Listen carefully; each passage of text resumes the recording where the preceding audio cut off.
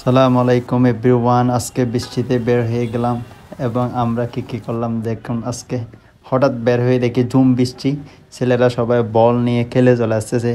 এগুলো দেখে আমাদের মুড সুইং হয়ে গেল। আমরা দুই ভাই ছিলাম তখন একসাথে, আমার কাজিন ছিল আমার পাশে, ওকে বলেছিলাম চল আজকে বের হয়ে বৃষ্টিতে ভিজবো, তো ওকে যাবো আজকে বৃষ্টিতে। এরপরে আমরা বের হয়ে গেলাম।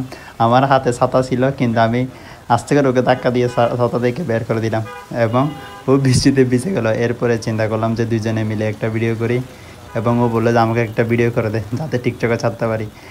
এরপর ওকে বললাম আচ্ছা ঠিক আছে তুই রাস্তায় যা বলা তাই কাজ। এরপর আমি বললাম সামনে একটা সুন্দর থেকে প্লেস দেখি যেখানে গাড়ি নেই, ওইখানে তোকে একটা ভিডিও করে দিব।